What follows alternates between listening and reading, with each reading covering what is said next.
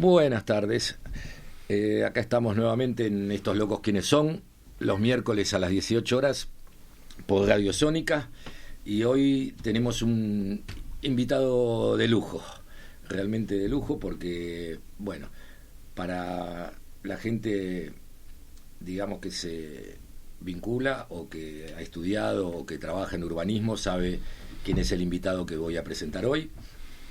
Comienzo diciendo que es arquitecto, obviamente, digamos, de acá de la ciudad de Buenos Aires, de la UBA, y máster en urbanismo en una universidad en Bruselas, en Bélgica, y podría extenderme con un currículum muy largo, no sé si a él le va a gustar, que digamos, se me va a ir medio programa, digamos, con el currículum.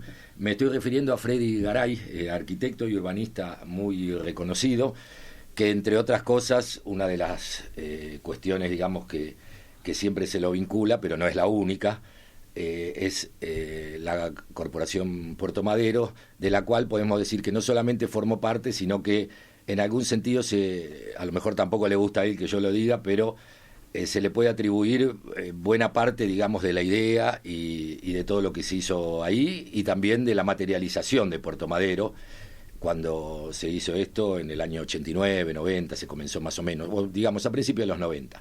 Pero bueno, hoy lo invitamos a Freddy Garay para la actualidad, por decir así, porque sé que en muchos casos se le pregunta de todo lo que él hizo y de todo su currículum, pero sabemos que es una persona que le gusta mirar para adelante y ver todo lo que todavía se puede hacer en nuestra ciudad, o mejor dicho, todo lo mucho que hay para hacer en nuestra ciudad y en otras, porque también ha intervenido en otras ciudades del país e incluso del Uruguay, y también tiene reconocimientos internacionales. Bueno, antes que nada, bienvenido y muchas gracias por estar acá en Estos Locos Quienes Son, Fred. Muchas gracias, Darío, por la invitación, y bueno, me encanta por tener una charla, un medio tan amable como la radio. Bueno, muchas gracias a vos por haber venido. Bueno, como estaba diciendo, el arquitecto Freddy Garay es uno de los, no sé si decir inventores o creadores, o quien pensó Puerto Madero, podemos decir, en un sentido amplio. Claro que es algo que se desarrolló en estos últimos 30 años. Y bueno, a la luz de ese, digamos, de ese hito que tuvo la ciudad en su momento, bueno, nos interesa saber cómo ve la problemática actual de nuestra ciudad. Por ejemplo, Puerto Madero era un lugar, Freddy, que yo lo recuerdo cuando era infante, adolescente y luego también de joven. Era un lugar que obviamente estaba muy deprimido y era una zona prácticamente abandonada. Me acuerdo que para cruzar y todo, bueno, se le dio toda la vida que vemos actualmente y todo lo que se pudo hacer. Si bien obviamente los ejemplos no son comparables, pero hay en la actualidad en Buenos Aires, y creo que lo estamos viendo todos, muchos o distintos lugares que en algún momento fueron muy importantes o tenían una gran actividad y se encuentran también deprimidos. Y ha habido, digamos, distintas iniciativas y cuestiones. Me estoy refiriendo, por ejemplo, a todo lo que es el microcentro, el centro, tribunales, tantos lugares que vemos prácticamente después de la pandemia en un estado sí, de depresión, digamos, si lo podemos llamar así, o no es abandono, pero obviamente no tienen ninguna actividad ni similar a la que tenían antes. Y bueno, se han planteado distintas iniciativas. Sabemos que, por ejemplo, el gobierno de la ciudad había impulsado para el microcentro créditos y blandos con el Banco Ciudad y otras cosas. Ahora eso se suspendió. Pero me interesaba saber, por ejemplo, para comenzar, cómo se puede pensar, digamos, el tema del microcentro, por ejemplo, y del centro y del microcentro, a la luz de su estado actual, y cómo se lo puede pensar también en el futuro. O sea, qué podemos aspirar o qué puede ocurrir con el microcentro, atento que incluso esas iniciativas no tuvieron ningún resultado hasta ahora, a pesar de que, bueno, va mejorando de a poco, pero bueno, sos una autoridad en la materia y te dejo hablar porque obviamente no me quiero extender más. Voy a dar una pequeña vuelta para contestarte, ¿no? Es decir, la primera, yo suelo decirle a los alumnos que en urbanismo las obras son de autor anónimo. No es como en arquitectura, que un poco está esta cosa de la obra de arte, ¿viste? Obra de autor. En toda intervención de urbanismo participa mucha gente. Y por lo tanto, digamos, sería una pedantería que haya alguien que se considere autor, digamos, de alguna intervención. Ahora, lo que sí me tocó hacer en Puerto Madero no es tanto la idea, ni siquiera la fisonomía que tiene actualmente Puerto Madero, porque eso fue producto de un concurso. Lo que sí, todo el mundo sabe qué cosas habría que hacer, o suele decir qué cosas habría que hacer. Lo que no siempre se dice es cómo.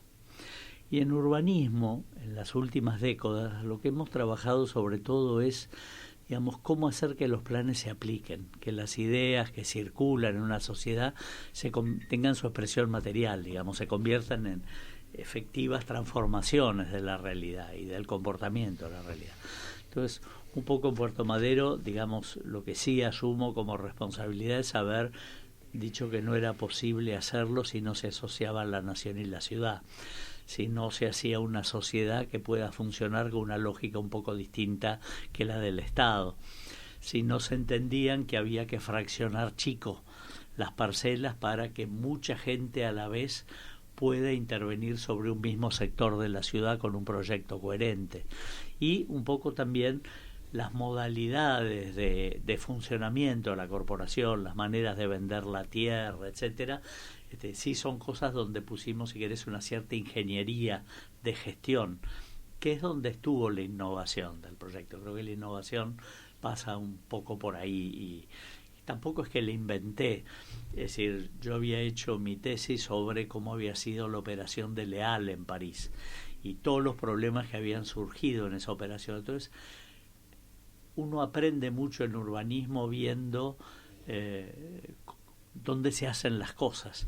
Y en esto hay una crítica de cómo se hacen las cosas. Entonces podíamos comparar, no sé, Leal, algunas operaciones en Barcelona y los Docklands en Londres, digamos, como expresión de lo que no había que hacer, ¿no? Y entonces, bueno, producir también una ingeniería de adaptación, es decir, de cómo esta manera de proceder se puede aplicar a un país que tiene el marco institucional, la mentalidad del nuestro, ¿no? Entonces, para ir a lo de Puerto Madero. Ahora, está bien esto de vincular Puerto Madero con el centro, porque en el fondo cuando se pensó hacer Puerto Madero, en realidad el problema no era hacer una operación de prestigio, un waterfront. La operación era cómo rescatar al centro. Y en eso, digamos, se implementaron 3 políticas a la vez, o 4, ¿no? Una fue, y fue lo primero que hicimos, la rehabilitación de la Avenida de Mayo, que en ese sentido no había en la ciudad tradición sobre intervenir sobre una calle, rehabilitar fachadas, volver a poner el centro de la ciudad en el imaginario de la población. La segunda operación fue cambiar el código y se hizo un capítulo nuevo en el código que fue las áreas de protección histórica. En todo caso, después, cuando hablemos más en profundidad del tema del centro, podemos profundizar esto, pero la idea es, y que eran ideas nuevas en el momento, que es la necesidad de catalogar el patrimonio, definir niveles de protección y proteger eso, entendiendo que las construcciones que se hagan al lado tienen que apuntar a poner en valor eso que se propone revalorar como patrimonio. Esto quiere decir que el centro histórico no está muerto ni cristalizado tal cual es hoy. Se puede seguir demoliendo y rehabilitando, pero que en un marco normativo que ayude a poner en valor las cosas que uno quiere poner en valor. Y en eso también el centro es un sistema de piezas urbanas, ¿no? Entonces hay un punto que era un desafío importante en ese momento, que es dónde se construye la modernidad. Porque hasta los 80 se demolían edificios en el centro para meter torres, y en Avenida de Mayo hay ejemplos lamentables de eso. Incluso esas falsas opciones de dejar la fachada de un edificio antiguo y meterle adentro una torre, como pasa con el edificio del Banco de Galicia, ¿no? Es decir, que queda como una galletita el edificio histórico, ¿no? Es decir, ahora, justamente las APH lo que buscaban era definir como planes de sector, que definan cuál es la morfología adecuada para convivir con un montón de edificios que se quieren mantener. Y estos edificios a veces son edificios coloniales, a veces son edificios de la Belle Époque, digamos, de fin del siglo XIX. Hay edificios de la modernidad que también tienen valor patrimonial, ¿no? Incluso diría edificios contemporáneos, como el Banco de Londres, que está en el centro y que merece ser valorado como parte del patrimonio. Lo que no es cierto es que todos los edificios tengan valor patrimonial, ¿no? Entonces hoy en día hay una ordenanza que dice que todos los edificios anteriores al 40 y pico hay que preservarlos. Mentira, ¿no? Claro. Es decir, hay veces es bueno demoler para pulir, digamos, para abrir espacio, para poner en valor cosas que uno quiere poner en valor. Claro, pero me permitís una pequeña interrupción.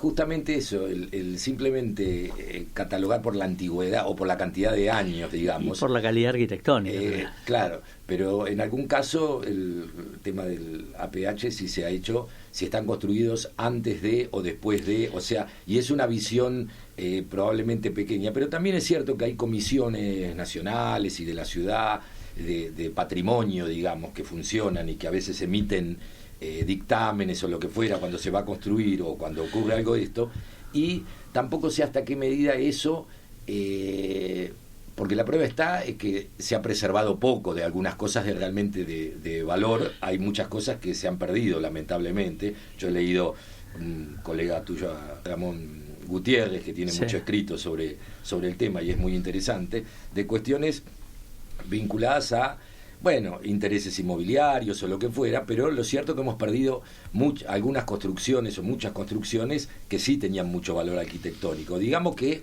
ese sistema que ha funcionado hasta ahora, también con las comisiones de patrimonio o lo que fuera, no sé si arrojaron un resultado positivo. ¿Qué opinas de eso? En general se demolió mucho en la década del 60 y del 70 y del 50, porque en el fondo el paradigma de la modernidad era que la ciudad existente no tiene mucho valor, lo que tiene valor es la ciudad del futuro.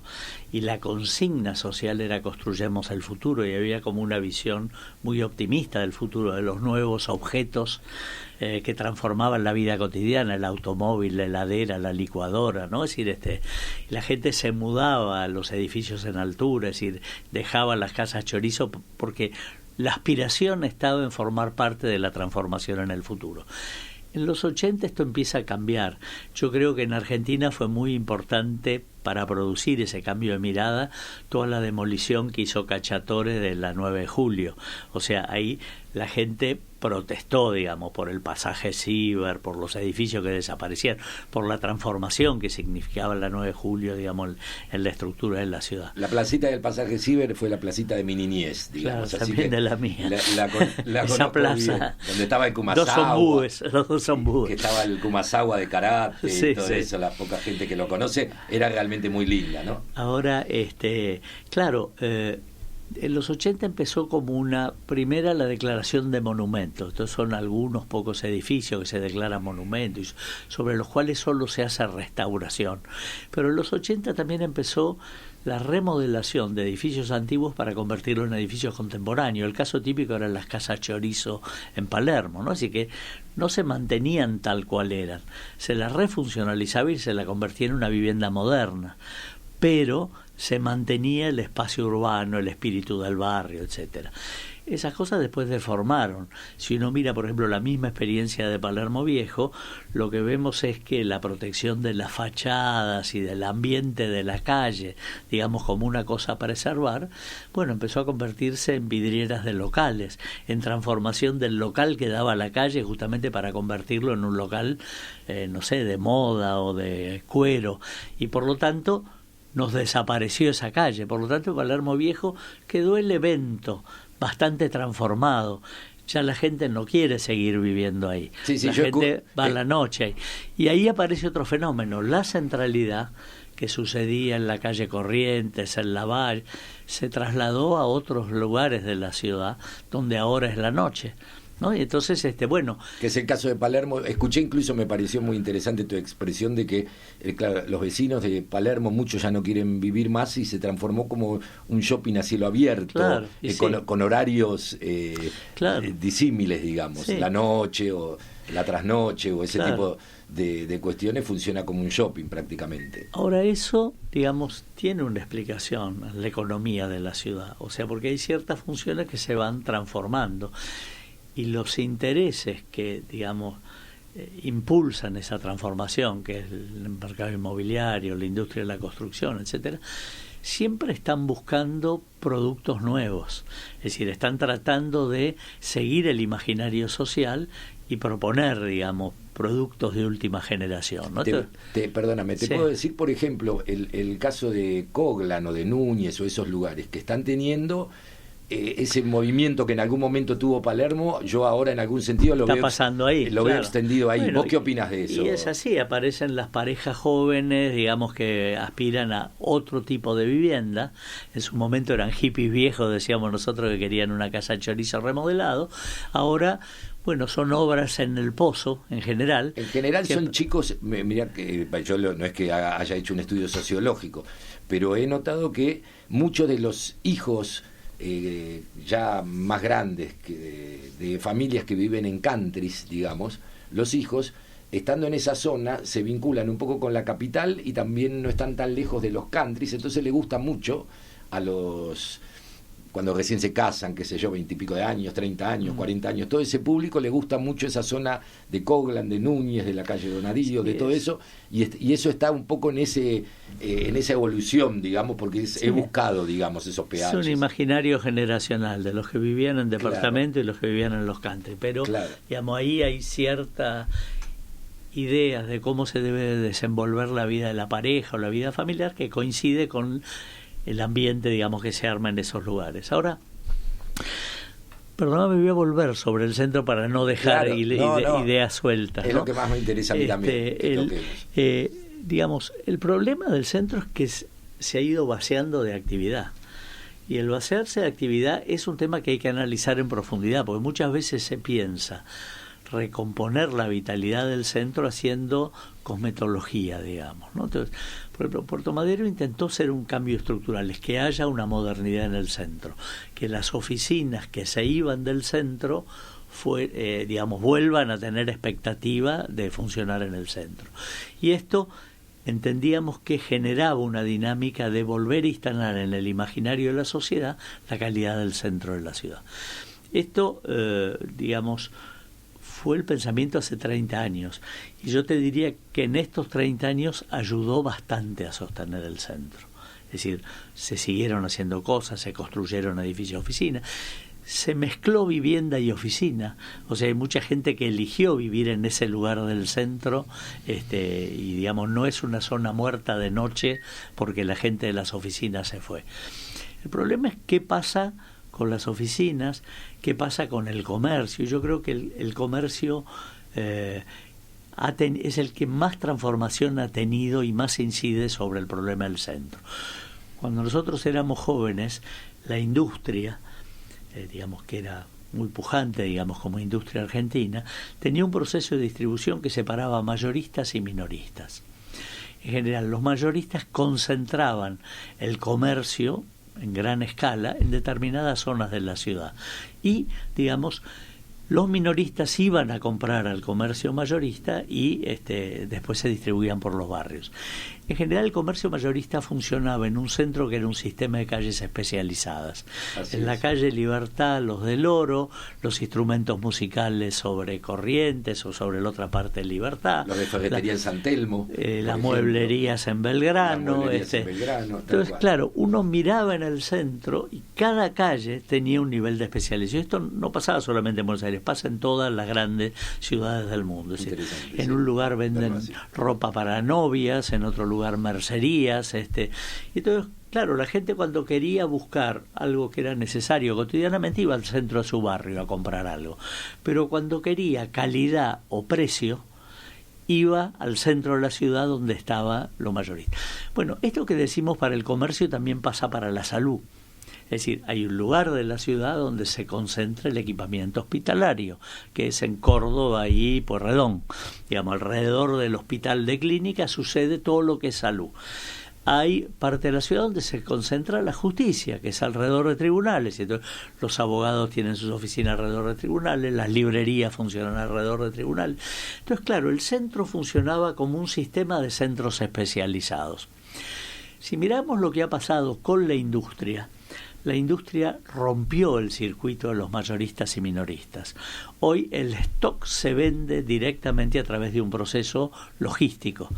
Los shoppings, digamos, y las grandes superficies comerciales contribuyeron a eso, es decir, es el stock a la vista. Y en el fondo, cuando uno mira, digamos, un supermercado, ya los supermercados no es que compran y revenden, sino que te ofrecen espacio dentro de sus anaqueles. Quiere decir que los procesos de comercialización requieren otro espacio y en general el modelo que predominó es el centro comercial suburbano con una gran playa de estacionamiento y donde vos vas a comprar en automóvil y llenás el baúl del auto con la compra mensual. Es decir, estos cambios en la forma de comercializar tienen impacto sobre el centro. Y entonces en el centro queda un comercio que todavía existe, pero que expresa las formas menos avanzadas, menos tecnificadas, digamos, del desarrollo productivo. Bueno, pero ahí, perdóname la interrupción nuevamente, pero hay, o sea, ese aspecto industrial lo entiendo perfectamente y es muy interesante verlo desde ese lado, la verdad que nos ilustras mucho al respecto. Pero también hay otras actividades, digamos, como si fuera, por ejemplo, la actividad de tribunales, de la cual ya lo que hoy le llaman la presencialidad, digamos, ya no opera de la misma forma. Hoy, por ejemplo, yo estuve por la zona de tribunales y no hay nadie prácticamente, a donde antes había colas y gente y cafés y casas de fotocopias y toda una actividad. Hoy, como todo eso se lleva a cabo online, digamos, y se transmite todo, uno va muy ocasionalmente. Algo parecido pasa también con el sistema bancario en el microcentro, porque también esa actividad se ha digitalizado tanto, digamos, o se hace tanto online o home office o como le queramos llamar, que prácticamente la presencialidad es muy baja, digamos, comparado con antes, casi te diría mínima. Entonces, es cierto que también hay un tema de desindustrialización, pero también la incorporación de la tecnología ha cambiado toda la forma de vida, ¿no? Y todo el terciario ha cambiado. Ya los grandes colegios desaparecen del centro de la ciudad. Las universidades tienden a tener campus en la periferia. ¿Y cómo se puede pensar, por ejemplo, el microcentro? Yo he notado, no sé, esto te pido perdón porque no estás hablando realmente con alguien que conoce del tema. Soy totalmente neófito en la materia, pero trato de observar como un porteño más y conozco bastante bien mi ciudad, creo, como para poder preguntarte algunas cosas. Simplemente desde ese lado lo pregunto. Pero hoy noté, entre otras cosas, que por ejemplo esa actividad comercial a la cual vos te referís, hay pequeñas iniciativas, por ejemplo en el microcentro y en el centro hay galerías de arte de los jóvenes, de este tipo de cuestiones, digamos, de arte underground, underground tal cual, que tienen muchísima presencialidad. Sí, sí. Bueno. Yo veo que, por ejemplo, están llenos. La otra vez me causó gracia porque había una persona ahí cerca y dijo que pensaba que era una iglesia evangelista, qué sé yo, porque estaba lleno de gente, y dice, ¿qué hacen ahí? Y resulta que había una muestra de arte underground, como vos mencionás, y sé que hay muchos locales de eso, pero bueno, fueron hechos todo, por decir así, a pulmón o de iniciativa propia, aunque se les va ocurriendo, digamos, armar ahí un polo. Pero claro, la participación del Estado fomentando eso para que el sector privado aparezca, digamos, y le interese el tema, porque con eso solo me parece un poco, digamos. O, por ejemplo, la promoción de espacios verdes, también, que a veces sirven como de aglutinantes. Un ejemplo lo tenemos justamente enfrente de la Facultad de Medicina, que estábamos hablando antes, cercano a ese barrio, digamos, sí. Y donde está la Facultad de Ciencias Económicas. Sí, económicas, sí. Claro, que por lo menos trajo una actividad a un lugar absolutamente deprimido también, durante muchos años. Es la demostración del interés por seguir teniendo, por ejemplo, las universidades en las áreas urbanas densas y no en los campus. Porque ahí te demuestra que hay un hecho urbano que sigue convocando gente y que ahí suceden cosas que van más allá solamente del hecho de estudiar. Es decir, ahí sucede intercambio, socialización, se produce cultura, digamos, en estos lugares. Yo creo que esto es lo que hay que estar atento a ver. Es decir, por un lado hay el mercado inmobiliario que tiene una lógica de transformación, y podemos decir que eso, que es la lógica del capital, en la industria, en la comercialización, es decir, no solamente en el inmobiliario, en la transformación de las relaciones económicas. Y esto es individualista, es competitivo, incorpora la tecnología, va dejando al margen cosas valiosas, pero que no se introducen dentro de su lógica. Por ejemplo, todo el centro de las calles especiales sigue funcionando, el 11 sigue funcionando, digamos, y hay veces que se traslada a otro lugar, por ejemplo a la calle Avellaneda en Flores.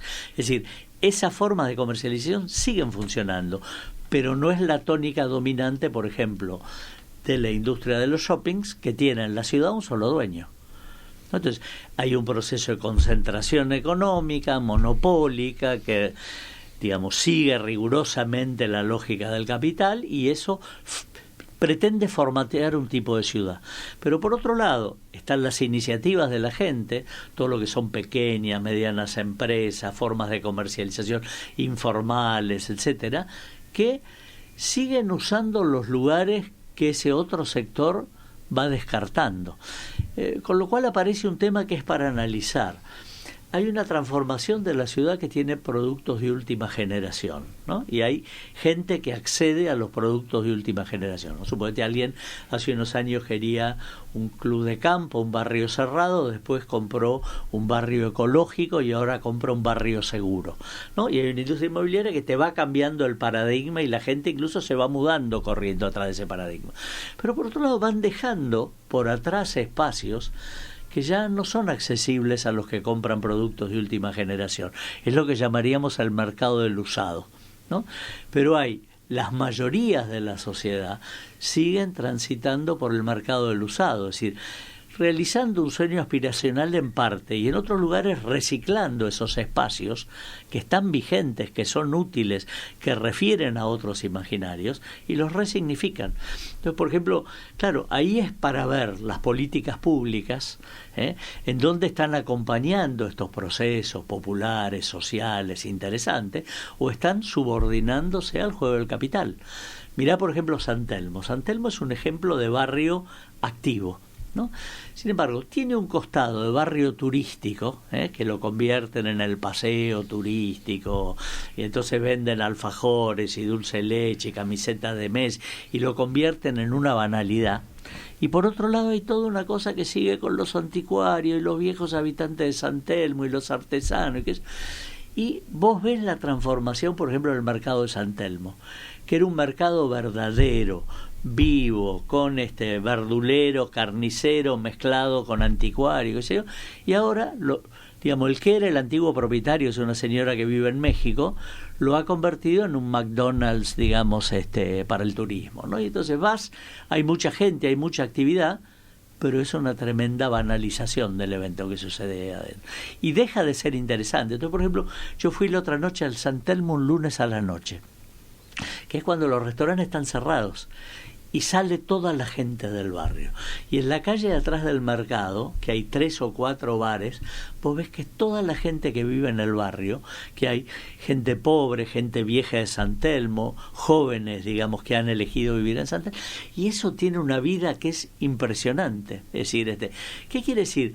Que la ciudad responde cuando hay políticas, iniciativas que los van acompañando, y se defiende cuando hay políticas que lo tratan de meter en una cultura que es una banalidad, en una cultura que ha perdido todo interés.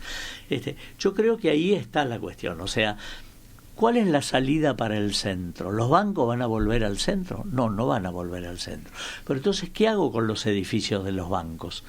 Con esas plazas, digamos, porque tienen dimensión de plaza, esos halls de los bancos, techadas, digamos, que no están teniendo utilidad, que no saben a quién vendérsela a los bancos, ¿no? Y que no sirven aparentemente para las cosas que a los bancos les interesaría, ¿no? Entonces, claro, ahí es donde aparece una política pública. Es decir, el centro va a volver a vivir como una zona residencial, como ha pasado en todas las ciudades del mundo. Es decir, se retiran determinadas actividades y vuelve a ser una zona residencial. Si nosotros miramos la calle Libertad, por ejemplo... Pero, perdón, el temor, digamos, por decirlo así, sí, que puede albergar actualmente muchos vecinos del centro, es que se produzca, no sé, tengo que recurrir a ejemplos, como estuvimos hablando antes un poco de otras épocas, a esas especies de downtown, digamos, como veíamos en esas series tipo Starkey Hodge, digamos, que estaba lleno de cosas de basura y aparecían a la noche a un lugar donde no vivía nadie y ahí buscaban una vida, digamos, marginal y lo que fuera, en esas ciudades donde esos lugares céntricos, por decir así, son, como podemos decir, un lugar que luego de la actividad permanecen completamente como abandonados y no se reconvirtieron. Es cierto que funcionaban durante el día como zona de bancos y que era en otra época, o sea, no era permanente, las circunstancias son muy distintas que las de esa época, pero también si esa reconversión no se diera, digamos, el temor es que eso, claro, se tugurice, exactamente, esa es la palabra que quería. Es un clásico de todas las ciudades europeas en un momento, claro, y latinoamericanas. Fue dramático eso, el centro de Chile, el centro de Montevideo. Por ejemplo, Montevideo ha tenido políticas muy inteligentes para rescatar el centro y tiene muchas dificultades, digamos, requiere mucha perseverancia. Sí, estuve leyendo que tuviste que ver, claro, con el tema de la ciudad vieja, que yo estuve hace poco en la ciudad vieja de Montevideo y realmente es sorprendente y muy lindo como quedó comparado con lo que era hace 15 años atrás. Claro. Me sorprendió realmente, y aparte un área grande que fue modificada y muy positivamente, lo que es la ciudad vieja de Montevideo. Claro, pero supone muchas políticas, mucha inversión, mucha perseverancia en el tiempo. Ajá. Y ha tenido idas y vueltas, pues claro, en una época se puso de moda como Palermo Viejo y después se recayó porque, digamos, del lugar de los intelectuales y qué sé yo, pasó a ser el lugar de la noche se convirtió en el lugar del botellón, de la bailanta, de la pelea, del alcohol y de la inseguridad. Entonces, viste, volver a remontar esas instalaciones en el imaginario social son complicadas. Entonces, la tugurización del centro es la tendencia. Claro, en la medida que el centro se abandone, es la tendencia. Y entonces te digo, ¿cuál es la política para eso? Es decir, bueno, supóngase, apareció que remodelaron la calle Reconquista para hacer el after office. Pero en el mismo momento la municipalidad se fue de Plaza de Mayo. La municipalidad vendió el Mercado del Plata. Entonces, ¿qué pasa? Bueno, la misma política pública está vaciando el centro, porque se mueve mucha gente en las oficinas municipales que le dan actividad al centro. Y el tema, por ejemplo, de la peatonalización, o por ejemplo, desde ya que yo creo que Espacios Verdes, pienso yo que puede contribuir también, porque es un llamado, digamos, a la convocatoria, a la vida. Espera, vayamos por parte y vamos a llegar a eso. Claro. Es decir, porque la peatonalización es una gran herramienta de intervención, pero puede ser cosmética. Como por ejemplo ahora está en la calle Tucumán, que parece que se viene, digamos, bueno, están en eso. Están tratando de entrar al 11 desde por ahí. Claro. Pero digamos, la pregunta es, digamos, si se quiere recuperar residencialidad, y si la residencialidad supone que solamente van a vivir pobres en el centro, y esto, ojo, la alternativa no es que expulsen a los pobres del centro. Cuando hicimos Puerto Madero, nosotros hicimos en paralelo, así como la Avenida de Mayo, la recuperación de patrimonio en el centro con la normativa de los APH, hicimos la rehabilitación de conventillos en La Boca y la Manzana de San Francisco, que fue la primera. Y íbamos a hacer el Padelay, pero ahí se acabó la gestión y el Padelay después terminaron desalojando a la gente que queríamos que quede en el Padelay, ¿no? Es decir, entonces supone tener políticas de vivienda social en el centro. ¿Esto qué quiere decir? Que hay edificios de valor patrimonial que los podés rehabilitar, y rehabilitarlos no para hacer museos, sino para hacer vivienda social. La Manzana Franciscana tiene 30 años, al 100 metros de la Plaza de Mayo, y los que eran unos ocupas en su momento son los inquilinos de esa manzana, y son inquilinos del Banco Ciudad. Y merecería tener hoy una operación de mantenimiento y de pintura que no se le está haciendo, ¿no? Ahora, ¿qué quiere decir esto? Que hay edificios maravillosos que fueron de vivienda fin del siglo XIX, principio del siglo XX, y que están en el centro. Esos edificios se convirtieron en oficinas, mal en general, porque no funcionaban bien como oficinas. Después, digamos, se vaciaron como oficinas, y entonces hoy son divididos en cuartos de alquileres, pensiones, sauna, masaje, ¿no? Es decir, que era lo que pasaba en Avenida de Mayo, y no es oficina de un detective, ¿no? Es decir, sí, pero puede verse por la calle Viamonte, por la calle Tucumán, frente a Plaza Lavalle. Todo Tribunales es un barrio que es así. Claro. Entonces uno puede decir, todos esos edificios son fácilmente remodelables. ¿Cuál es el problema? La pulverización de la propiedad. Es decir, que es muy difícil reconstruir la unidad de uno de esos edificios para remodelarlo entero, porque está lleno de pequeños departamentos que cada uno tiene un propietario, y que para poner a todos de acuerdo es bastante complicado. Por ejemplo, en París hicieron operaciones de este tipo, por ejemplo en el CECIEM, de recuperación de viejos edificios, con un proyecto que se llama el Pactarim, que lo que hacía era organizar a los consorcios, financiar a los consorcios y reciclar esas viviendas como viviendas de clase media, o de clase media incluso buena, y sobre todo de viviendas para jóvenes, ¿no? Entonces, yo creo que en la ciudad podría haber una política sistemática de rehabilitación de edificios, y que el código debería habilitar eso, lo cual supone también reacondicionar el centro para ser una zona residencial.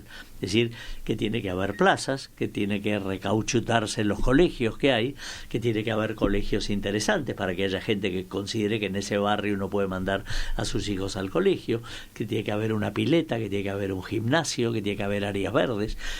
Y digamos, es posible hacer en el centro. Estos días estuve siendo jurado en el concurso para el área céntrica de Córdoba. Y se presentaron 16 propuestas justamente de esto, cómo se remodela el centro histórico de Córdoba y lo que llaman el centro ampliado. ¿Y tiene un problema similar, digamos, el centro? La ciudad es más chica, tiene 1.600.000 habitantes, pero el centro presenta los mismos síntomas. La gente se va a vivir a los countries en la periferia.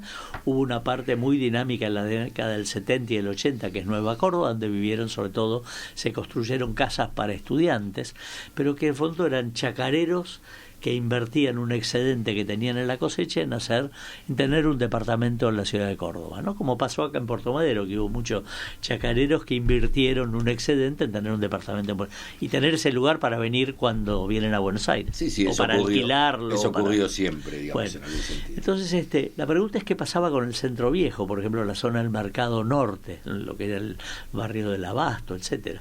Y entonces, bueno, fue muy interesante, 18 propuestas. La que ganó propone 4 líneas de intervención principales.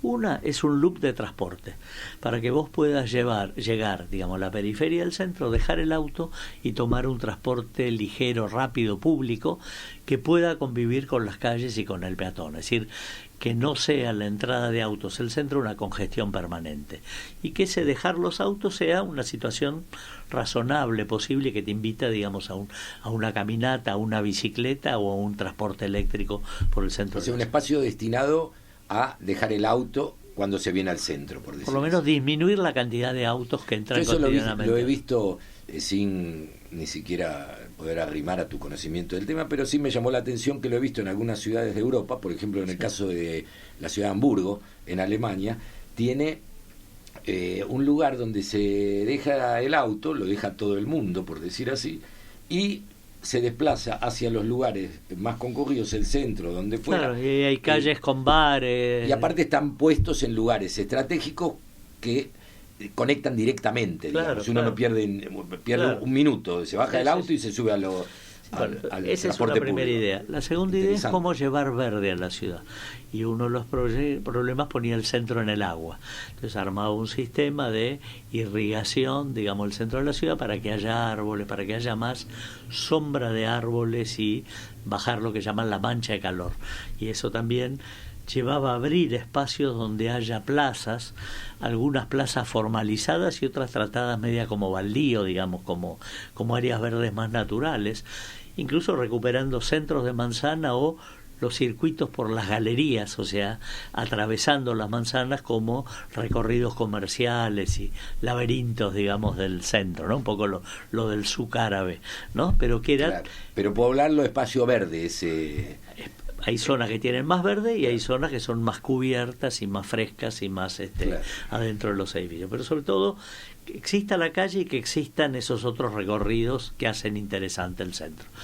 La tercera cosa tenía que ver con la adaptación del código a la construcción de nuevas formas de residencia, de vivienda en el centro de la ciudad, incluso nuevas formas de oficinas. Es decir, porque nosotros siempre tenemos el paradigma de la torre de oficinas, pero ya no es más interesante para los que alquilan oficinas una torre. En general lo que buscan es un edificio con grandes superficies, muy flexibles, en paisajes maravillosos, y ese fue el éxito de los Dock en Puerto Madero. Es decir, que vos estabas en ese paisaje con edificios de 1.500 metros de superficie en planta, en una sola planta, o sea, no tenías el problema de las circulaciones verticales, y sin columnas en el medio, o sea que podías tener una planta libre que se adaptara, digamos, a los cambios tecnológicos de las oficinas. Entonces, y se me ocurre una pregunta, por ejemplo, sí. En el caso del microcentro, sí. Este tipo de ideas que es muy interesante, se podría también, vincular o establecer, porque en realidad tienen una avenida de por medio prácticamente, que es Leandro en Alem claro. o Libertador, o como le queramos llamar, o Paseo Colón, según sí. a donde estemos, con Puerto Madero. O sea, se podría hacer un tipo de... no sé cómo llamarlo, de sinergia, o que en algún sentido sean dos barrios, por decir así, distintos a visitar con su atractivo, pero que se retroalimenten, o es imposible, que una cosa colabore con la otra. Tengo que dar cuenta de un gran error que, digamos, en el que me tocó participar en la discusión. Sí. Es decir, que fue cuando se pensó hacer la autopista ribereña. El primer proyecto que había era una autopista elevada que tenía un efecto muy negativo sobre la relación entre el puerto y puerto. Pero cuando se pensó el proyecto en la década del 2000, digamos, el proyecto era un túnel, digamos, era una autopista enterrada que permitía por arriba, digamos, seguir manteniendo la relación del parque de Puerto Madero con el centro de la ciudad.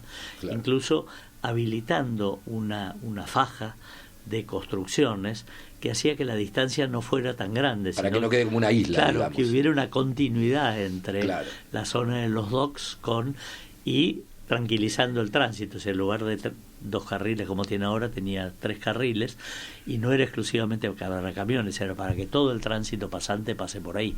Quiere decir que se tranquilizaba el tránsito, se establecía este sistema de parques desde los diques a toda la barranca de Casa Rosada, el Ministerio de Guerra, etcétera, y por ahí se construían cosas que le dieran continuidad al tejido urbano. Es decir, entonces, bueno, eso Rodríguez Larreta decidió que fuera un túnel porque era más barato y él necesitaba terminar la obra rápida para su elección y tomó esa decisión. Pero creo que es un error, y los errores en urbanismo se pagan. Digamos, es como lo de un sastre, ¿no? Cuando uno corta, digamos, ya después no puede hacer marcha atrás, o sale muy caro hacer marcha atrás, ¿no? Claro, porque además hay algunos lugares, como por ejemplo el Luna Park, que bueno, ahora está con temas conflictivos también, pero digamos, tanto por ejemplo el Luna Park como el Centro Cultural donde estaba antes el Correo, digamos, que están justamente de haciendo nexo, ese nexo, claro, nexo bueno, entre los dos lugares, y que podrían ser como un puente, vamos a decir, un puente cultural o un puente social entre una cosa y la otra, y sin embargo no tienen demasiado, o sea, la gente que va a Puerto Madero difícilmente vaya al centro después directamente, caminando digamos. Es muy lejos, es como cruzar la 9 de julio, claro. Es decir, se te hace un poco largo. Bueno, pero todas esas cosas son cosas que se pueden corregir con diseño. Es decir, ¿viste? Teniendo la decisión de volver a suturar, digamos, ese tejido, es posible resolver ese tema con diseño. Con diseño claro. Y modelo de gestión, ¿no? Porque evidentemente hay una tierra que es pública, que hay que ver cómo se la reformatea, digamos, ¿no? Y que lo que es público y lo que es privado se siga equilibrando de manera que no haya una pérdida de lo público en beneficio de lo privado, pero sí haya una construcción de lo público como un lugar de encuentro social, de animación, de creación de cultura, de creación de prácticas sociales. Y esto, bueno, el último tema que proponen en Córdoba es tener una mirada especial sobre lo que es la pequeña y mediana empresa constructora y la producción de vivienda social. Entonces los mecanismos de englobamiento de parcelas y de asociación entre los propietarios de esas parcelas con la construcción de edificios de planta baja y 3 pisos, de departamentos, pero que tengan terraza, que tengan patios, bueno, le va agregando ese tejido un interés de hacer viviendas, digamos, que permitan la vida cotidiana en el centro o en proximidad del centro, estar cerca, a distancia peatonal, de las cosas que necesitas y que te ofrece el centro. Entonces, bueno, eso, digamos, supone modificaciones al código, mecanismos de crédito, mecanismos de asociación, por ejemplo, los fideicomisos, ¿no? Y acá hay mucha innovación hoy con las obras en el pozo, el cambiar terrenos o metros cuadrados de un departamento por metros cuadrados construidos en un nuevo edificio, y poder producir estas transformaciones que revierten la pulverización de la propiedad que supuso la propiedad horizontal. O sea que vos después, para volver a unificar una parcela, tenés que comprar hasta el último departamento, y eso hace que los edificios envejezcan mal a la larga, ¿no? Claro, a mí me pareció muy interesante la propuesta de, digamos, forestación o arbolización, o como le quieras llamar, en el centro, bueno, porque obviamente eso va a bajar, como vos decís, incluso la cierta tensión propia de un lugar como el microcentro, y lo hace más y hay muchos centros que llama más para vivir, digamos, de la vida familiar, de la vida siempre tenemos el ejemplo de la Plaza Art, que ahora está muy deteriorada, pero en su momento fue toda una innovación. La Plaza Art es la que está la proyectista fue la hija de Saturnino Montero Ruiz, y queda ahí atrás de Avenida de Mayo y Esmeralda, por ahí. Sí.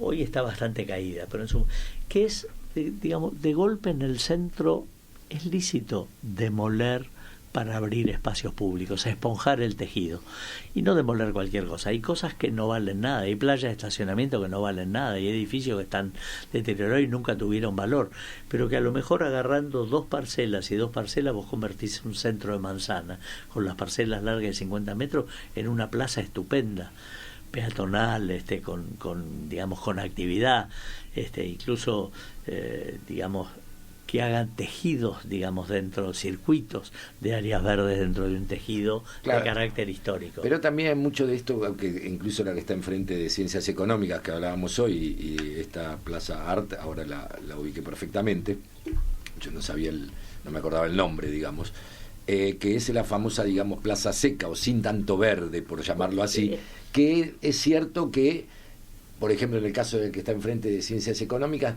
trae una actividad y se le dio como una actividad también comercial, pero esto que estamos hablando de la vida, digamos, familiar coincido plenamente. Mira, en Puerto Madero carece de eso, digamos, un poco. Puerto Madero me tocó hacer los parques de Puerto Madero. Ya no era autoridad en Puerto Madero, ganamos el concurso de arquitectura para hacer los parques. Y lo que hicimos fue todo verde, no plazas secas. Es más, claro, hicimos colinas.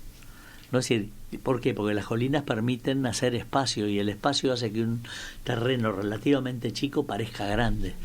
¿No? Es decir, entonces yo creo por eso que eso no tienen que ser plazas secas. Viste, hay veces que agarran un terreno en una esquinita y lo convierten en una placita y le ponen 3 jueguitos y son una tristeza. Pobre, me parece que a los chicos los deprimen, digamos, esas placitas. No, hay que hacer recorridos, espacios verdes, incluso trabajar, digamos, la magia de esos lugares para que convoquen. Incluso en algunos casos podés vincular espacios verdes de ese tipo con esos grandes halls, digamos, de un banco, no sé, ítalo, no sé cuánto, y que a lo mejor en ese gran hall ahora pasa a tener una pileta, ¿no? Sí, porque en el fondo ese edificio como está no vale nada, vale poco, es poco útil, ¿no? Entonces son cosas que se podrían, digamos, empezar a... ¿Y te parece que la lógica, digamos, inmobiliaria va a llevar a eso?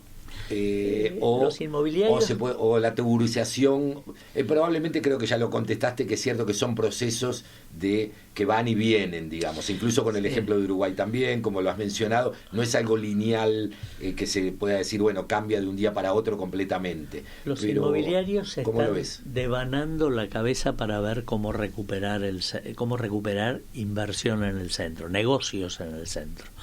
Y yo lo que creo que está claro es que el mercado por sí solo no lo va a hacer.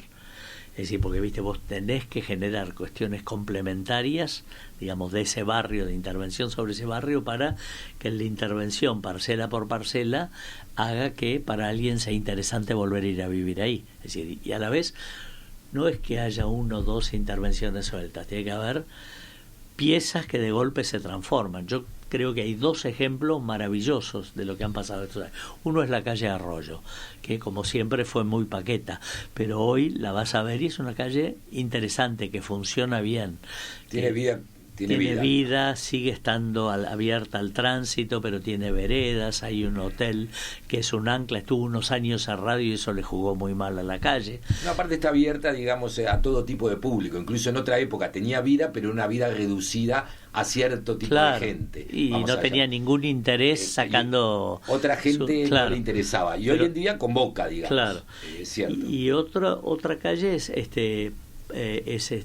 Charcas o Marcelo T. de Alvear, digamos, atrás del Círculo Militar, hasta entre 9 de julio y Maipú, por ahí. Es decir, que son calles donde hay edificios interesantes. Ese es un muy buen ejemplo, porque claro, pero ese ejemplo, ¿cómo se dio eso ahí y no se da, por decir así, en Viamonte, en Tucumán, en esto, en otros lugares? En la Avenida de Mayo nos pasó, cuando vos empezás a remodelar fachadas con cierto apoyo público, los consorcios empiezan a remodelar los edificios y el imaginario social ubica a los departamentos que hay en ese lugar en otra posición, con otra expectativa.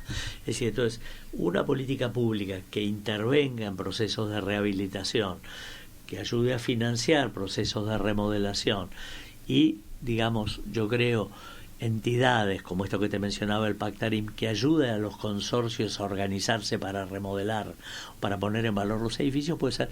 En un tiempo había en las políticas públicas de vivienda en los años 2000 una que se llamaba Mejor Vivir y que lo que hacía era mejorar la condición de las viviendas.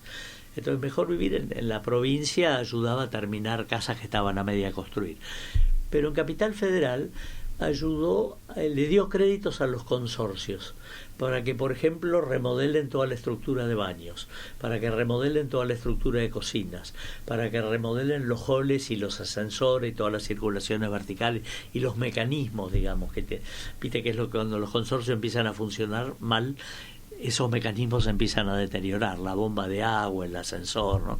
Y es cuando aparece la tuburización vertical, que es el más grave de los problemas. Claro, lo que pasa es que a mí me cuesta, o sea, entiendo perfectamente lo que estás diciendo, pero es cierto que una cosa es una calle, como si fuera la Avenida de Mayo, o un lugar en particular, y otra cosa es una zona que abarca mucho más, digamos, por decir así. Entonces, los recursos económicos, también incluso los públicos, o lo que fuera, tienen que ser mucho mayores, ¿no? En la ciudad se construyen los años buenos 1,5 millones de metros cuadrados, los años malos 1,5 millones de metros cuadrados, los años buenos 1 millón de metros cuadrados.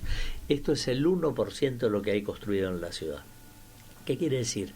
Que en la ciudad predomina una gran inercia. Es decir, solamente el 25% de los edificios fueron construidos con el código del 76, ¿no? O sea, la mayoría de la construcción fue hecha con un código que fue anterior al 76. Es decir, esto nos da una idea de que en realidad las ciudades en general se transforman poco. En los lugares donde empiezan a transformar, lo que se produce es que hay una concentración de las iniciativas de transformación en ciertos puntos. Entonces, por ejemplo, se estiró el subterráneo de Corrientes y llegó a Villa Urquiza, y Villa Urquiza se transforma. En Palermo Viejo se puso de moda las casas chorizo y Palermo Viejo se transforma. Hoy en día está pasando esto ¿cómo se llama? Parque antes. Saavedra, claro, ¿no? Núñez, Coblan, toda esa zona. En algunos lugares esto genera mucho conflicto. Por ejemplo, en Villa Urquiza empezó a aparecer la construcción en altura, porque el subterráneo generaba departamento y la gente que tenía casa con jardín. Quiere decir que los lugares donde hay áreas en transición, es decir, donde la ciudad empieza a transformarse, en general son lugares conflictivos. Hay visiones distintas de la ciudad que se ponen en conflicto. Y en general esto a los intendentes les preocupa bastante. Por lo tanto, esta dinámica de la transformación en los lugares donde se concentra plantean cuestiones. Ahora, así como hay procesos de valorización, hay procesos de pérdida de valor. Y hay puntos de la ciudad que empiezan a descapitalizarse y en algunos lugares a perder valor a gran velocidad. Eso le pasó a Barracas durante un tiempo, le pasó a ¿cómo se llama? La zona sur, ¿no? Lo que eran viejas áreas fabriles. Ahora le pasa a Tribunales eso. Claro, y en el centro empezamos a ver eso, y en ciertas partes del centro especialmente eso se concentra, ¿no? A La Boca le pasó durante. Claro. Freddy, sí, lamentablemente tengo que terminar. Yo igual me voy a permitir decirte que yo tengo una medida para proponer que humildemente creo que es una medida que puede aportar mucho y se la hago extensiva a las autoridades. Convoquen al arquitecto Freddy Garay o a gente que realmente sabe para que se encargue de este tipo de problemas de nuestra ciudad y que tiene una visión amplia del tema. Y llamen a los que saben que va a ser importante que alguna vez recurramos realmente a quienes conocen el tema, y si los funcionarios actuales de la ciudad o incluso nacionales convocaran, en este caso para mí al arquitecto Freddy Garay, bueno, se podría avanzar bastante. Cuando tuvo a su cargo algunos temas, realmente los resultados están a la vista. Así que es la única medida que me permito, digamos, sugerir o decir que tendría que ser probablemente una de las primeras, llamar a la gente que sabe y que se encargue del tema. Freddy, muchas gracias por haber estado en el programa. Lamentablemente yo me quedaría hablando una hora más de esto porque es muy interesante, y te dejo que digas las últimas palabras. Sí, me gustaría hacer un pequeño comentario justamente a raíz de esto último que dijiste, porque no sería honesto si no cerrara con esta idea. En el mismo momento que vos decís esto, que habría que convocar, etcétera, a la gente que sabe de estos temas, estuve esta mañana en lo que era el Ministerio de Obras Públicas, o lo que es la sede del Ministerio de Obras Públicas, en la marcha de ATE, con las 400 personas que acaban de despedir de la Secretaría de Ordenamiento Territorial y de Vivienda de lo que era el Ministerio de Obras Públicas. Entonces, no veo que la realidad esté evolucionando para ese lado. Creo que más bien la realidad está evolucionando del lado de darle todas las facilidades al capital y permitir que el capital formatee nuestras ciudades y nuestro territorio. Es decir, creo que esto digamos, forma parte de la misma discusión. Es decir, la sociedad tiene que entender que no da lo mismo que venga cualquiera a hacer cualquier cosa. Yo creo que hay una conciencia de la defender la ciudad, de los derechos, de la vida urbana, que supone defender esa conciencia. Bueno, muchas gracias, Freddy. La verdad, un lujo haberte tenido en el programa, y creo que yo por lo menos aprendí mucho, y creo que los oyentes también. Y bueno, nos despedimos hasta el miércoles que viene a las 18 horas en Estos Locos, ¿Quiénes son? Muchas gracias.